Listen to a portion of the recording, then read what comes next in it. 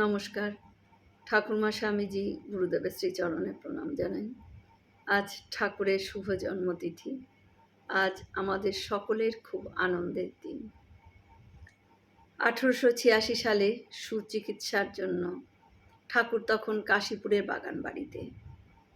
জল পর্যন্ত গিলতে পারছিলেন না। দেহে বল নেই, এক্কেবারে শয্যাশায়ী ঠাকুর। এহেন পরিস্থিতিতে গৃহী ভক্তদের মন একেবারে অজানা আশঙ্কায় দোদুল্যমান। এবারেই হয়তো শেষবারের মতো ঠাকুরের জন্মদিন পালন করব। দেবেনবাবুর মুখে কথা শুনে গিরিশবাবু ভীষণ রেগে গিয়ে বললেন, খবরদারও দেবেন, অমন কথা মুখেও এনো না। এদিকে উদ্যানবাটির নিচের ঘরে লক্ষ্মী দিদি মায়ের বাক্স থেকে ঠাকুরের ফটোখানি বার করতে গিয়েছেন। খুড়োর জন্মদিনে ঘরে অনেক লোক আসবে, পায়ে হাত দিয়ে তো আর প্রণাম করতে পারবে না এবার, তাই ফটোতেই না হয় প্রণাম করবে। মা কিন্তু সঙ্গে সঙ্গে নিষেধ করলেন, কখনো নয় লক্ষ্মী, খুড়োর জন্মদিনে পায়ে হাত দিয়ে প্রণাম করবে, সকলে পায়ে হাত দিয়ে প্রণাম করবে। মনে পড়ল সেই কথাগুলি। ঠাকুর বলেছিলেন, এ যখন কলকাতায় রাত্রিবাস করবে, শরীর থাকতে এর ফটোতেই পূজা করবে। জানবে আর বেশি দিন এ শরীর থাকবে নি। সব কথাগুলো মিলে গেলেও চরম সত্যটিকে কেউই মানতে পারছিলেন না। সেবার তিথি পূজার দিনটি ছিল 7ই মার্চ। সকালবেলাতেই ভক্তদের গন্তব্য কাশীপুরে। ঠাকুরের ঘরে উপস্থিত অনেকেই, তার মধ্যে রামবাবু নতুন গরদের ধুতি, জামা, জুতো জোড়া। সুরেনবাবু এনেছেন ফুলমালা, মনমোহন মিত্রের সঙ্গে লাট সাহেবের গাড়ি। জিলিপিকে এমনটাই বলতেন ঠাকুর। ঠাকুর খুব জিলিপি খেতে ভালোবাসতেন। মাস্টারমশাই সহ অনেকেই আছেন। নববস্ত্রে সজ্জিত ঠাকুর শত কষ্টেও হাসি মুখে খাটটিতে বসে আছেন। মাঝে মাঝে শ্রীমুখে উচ্চারিত হচ্ছে মায়ের নাম।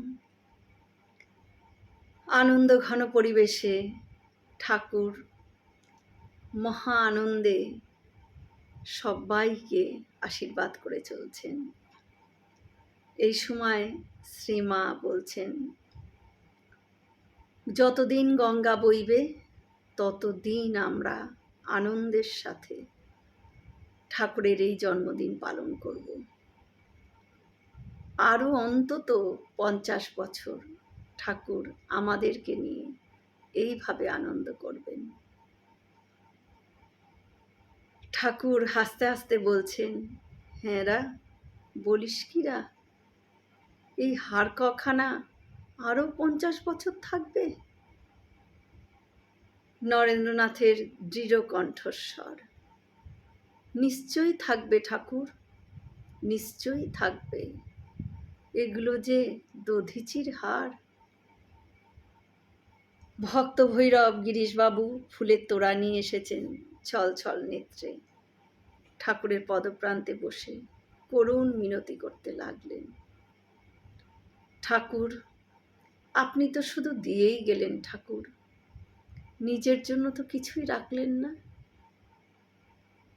আজ অন্তত আপনার মাকে বলে এই উপহার আমাদের দিয়ে যান ঠাকুর। আপনাকে নিয়ে সারা জীবন আমরা যেন আনন্দে মেতে থাকতে পারি ঠাকুর। গোপালের মায়ের হাতে পায়েসের বাটি দেখে ঠাকুর আনন্দে আত্মহারা। অঘরমণি দেবী দেখলেন তার গোপাল যেন বৃন্দাবন আলো করে বসে আছে।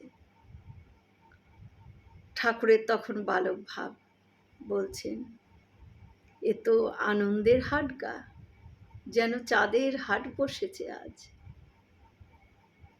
মনে বড় স্বাদ হয়, আর কটা দিন বাঁচি। ভক্ত ভৈরব সেই বর চাইলেন। ঠাকুর বললেন, গিরিশে যত দিন তোরা থাকবি তত দিন এ তোদের ভিতর, তোদের কাজের ভিতর, তোদের মনের ভিতর সদা সর্বদা থাকবে। এই কথা দিলুম। ঠাকুর, আজ তোমার কৃপায় আমরা সদানন্দে আছি। ঠাকুর, ঠাকুরের কৃপায় আমরা যেন আমাদের দিশা খুঁজে পাই, আমাদের উপলব্ধি যেন ঋদ্ধ হয়, এই প্রার্থনাই করি আজ। আমরা সকলে মিলে একসাথে বলি, জয় মহামাই কি জয়, জয় ভগবান শ্রী শ্রী রামকৃষ্ণদেব কি জয়, জয় স্বামীজি মহারাজজি কি জয়। হয়তো অনেক ভুল ত্রুটি হয়ে গেল, ঠাকুর যেন আমায় ক্ষমা করে দেন।